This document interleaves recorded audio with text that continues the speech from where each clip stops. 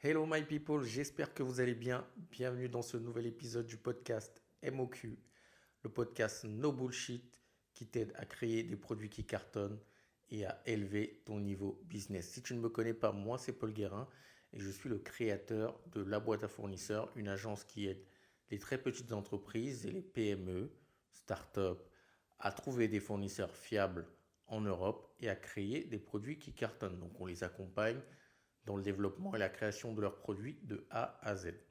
Avant de commencer cet épisode, je vais te demander si tu as aimé cet épisode à la fin ou même si tu as l'habitude de regarder ce podcast, de t'abonner. Ça nous aide à faire grandir la chaîne et à partager ce contenu de qualité parce que vraiment on essaie d'apporter du bon contenu.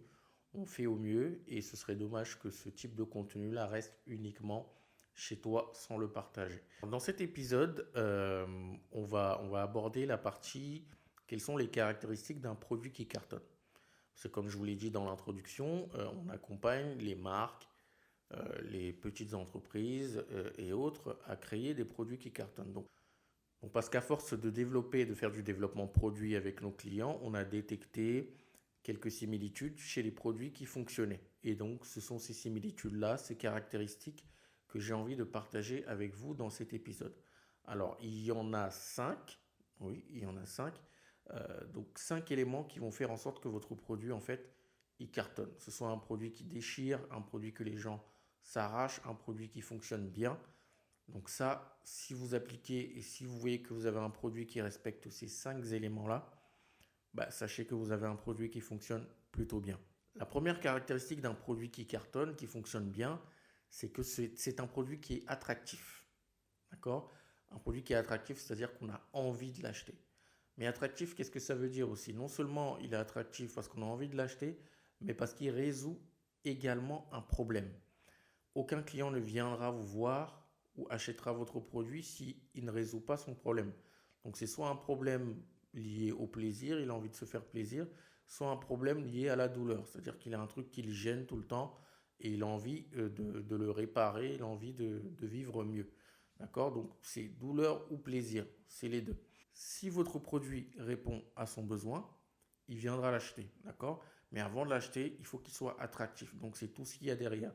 Ça passe par le packaging, ça passe par le marketing que vous allez faire, ça passe par le message que vous allez envoyer à vos futurs consommateurs pour dire on vous a compris et on est capable de résoudre vos problèmes. Donc, première caractéristique, vous devez avoir un produit qui soit attractif, c'est-à-dire qui attire le client et qui, en tout cas, lui montre qu'avec votre produit, il peut résoudre son problème et avoir une meilleure vie. Seconde caractéristique pour un produit qui cartonne, qui fonctionne bien, c'est que c'est un produit qui est fiable. D'accord? Un produit fiable, je vais vous prendre l'exemple, si vous avez des voitures, on nous a toujours dit que Toyota, bah, c'était les voitures les plus fiables. Pourquoi? Parce que bah, il y a un taux, euh, un taux d'échec, un taux de réparation, une robustesse. Il y a quelque chose en fait qui fait que ça fonctionne tout le temps avec les Toyota. Bien évidemment, j'ai pris un exemple comme ça, hein. Il y a des modèles chez Toyota où il y a eu des rappels. Je crois que c'était avec la Corolla, bref. Euh, mais il y a des produits comme ça où on dit que c'est fiable. C'est-à-dire que j'achète ce produit-là aujourd'hui, demain, après-demain, après-après-demain, et bien ce produit-là sera toujours le même. Il va toujours répondre à mon besoin de la même manière. Ce sera toujours la même chose. C'est un peu la même chose si on prend le cas de la santé ou des médicaments. Bah, le Doliprane, etc. C'est toujours la même chose. Vous savez que quand vous allez le prendre, que ce soit aujourd'hui, demain, après-demain, bah, vous allez le prendre et vous aurez toujours moins, vous aurez moins mal à la tête. D'accord? Par exemple, c'est le cas des médicaments. Dans la santé, dans la cosmétique, votre produit, dans la food, vos produits doivent être hyper fiables. D'accord? Ça ne doit pas être aujourd'hui le produit est bon, demain le produit est moins bon, après-demain bah, il est dégueulasse. Non, c'est pas comme ça.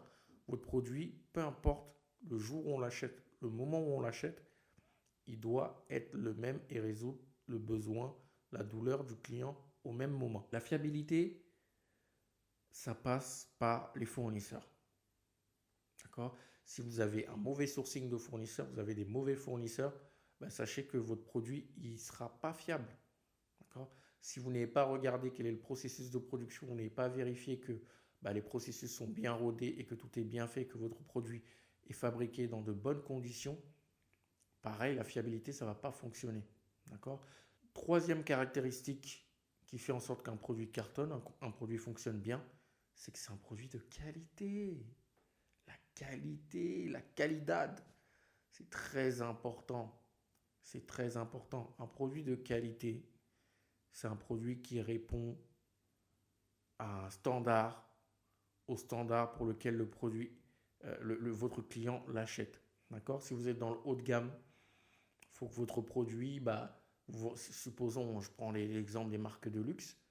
Si j'achète une veste à 1000 euros, 2000 euros, et que un an après, ou je ne sais pas, 6 mois après, je commence à voir des petites peluches dessus, ou je commence à voir des trucs déchirés dessus, etc., ça va pas. D'accord? Par contre, si j'achète des produits médium ou premium et que ça me tient 2 3 ans, je sais que c'est un produit de qualité. Tu vois, je peux le passer à la machine sans qu'il soit dégradé, etc., etc. Et ça implique, pareil également les fournisseurs et tous les tests que vous allez faire derrière.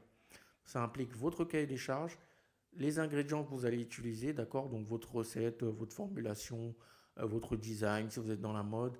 Et ça implique également les fournisseurs. Est-ce que vous avez sourcé le fournisseur qui sait très bien fabriquer votre produit et qui est capable de délivrer un produit de qualité?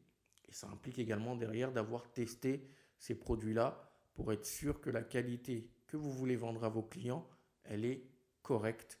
D'accord? Donc ça, c'est la troisième caractéristique d'un produit qui cartonne. Quatrième caractéristique, votre produit doit être disponible. D'accord? Donc il doit être disponible, c'est pas je commande, je mets 50 ans à avoir mon produit. Non. Aujourd'hui, on est dans une génération où on veut les choses tout de suite, très rapidement. Donc votre produit doit être disponible. Donc ça inclut tout ce qui est logistique et stockage. Et ça inclut également la manière dont vous livrez vos produits à vos clients. D'accord? Ça doit arriver en bon état, etc. Ça, c'est la quatrième. Et ensuite, la dernière caractéristique qui fait en sorte qu'un produit cartonne, parce que vous pouvez avoir les quatre, mais si vous n'avez pas cette cinquième là, le produit, il y a quelque chose qui ne fonctionne pas. C'est que le produit doit être rentable. Vous n'êtes pas une association, vous êtes un business, vous êtes des entrepreneurs, vous êtes là pour faire de l'argent. D'accord? Donc si votre produit n'est pas rentable, c'est qu'il ne cartonne pas. D'accord? Il n'est pas si irrésistible que ça. Et ça, c'est très important.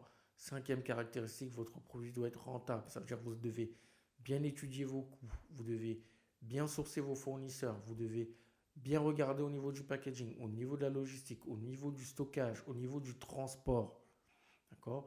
Et également par rapport à la gamme où vous vous situez, fixez les bons prix. D'accord? Et n'ayez pas peur, si votre produit, vous êtes dans le haut de gamme, n'ayez pas peur de fixer les bons prix parce que vous savez que derrière, vous avez la qualité, vous avez la fiabilité, vous avez un produit qui est attractif, donc vous avez tout ça. Et derrière, c'est un produit qui est rentable pour vous, qui vous permet de gagner de l'argent, de faire grandir votre boîte, d'embaucher d'autres salariés et de grossir. Et ensuite de vivre de votre entreprise. Parce que c'est ça le but aussi. D'accord? Donc je vais récapituler les 5 caractéristiques d'un produit qui cartonne. Donc première caractéristique, c'est que le produit doit être attractif. Donc il doit attirer le consommateur, montrer qu'il résout un besoin. Deuxième, il doit être fiable. D'accord? Donc ça doit être un produit qui soit fiable, ça doit tout le temps être le même, avec le même standard. Troisième, ça doit être un produit de qualité. D'accord? Quatrième caractéristique, ça doit être un produit disponible. D'accord? On ne doit pas attendre 100 ans. Ça dépend. Après, si vous commandez une Ferrari, c'est normal d'attendre 10 mois pour avoir une Ferrari, une Lamborghini. Ça dépend bien évidemment du produit. Mais en tout cas, ça doit avoir des délais acceptables et ça doit être disponible. Et la cinquième et dernière et l'une des plus importantes, ça doit être un produit rentable pour que ce soit un produit qui cartonne. Donc voilà les 5 caractéristiques d'un produit qui cartonne, qui fonctionne bien, un produit qui déchire et je vous souhaite d'avoir ce type de produit-là. En tout cas, c'est ce que je voulais partager avec vous. Dites-moi en commentaire si vous voyez d'autres choses pour un produit qui cartonne, qui fonctionne, mais généralement ça rentre dans ce groupement-là. La semaine prochaine, on se retrouve pour un nouvel épisode de podcast. J'espère que celui-ci vous a plu et surtout que vous avez appris des choses. Si c'est le cas, mettez un like, abonnez-vous et partagez-le à quelqu'un qui pourrait en avoir besoin. Prenez soin de vous, prenez soin de vos proches. On se dit à la semaine prochaine. Ciao, c'était Paul.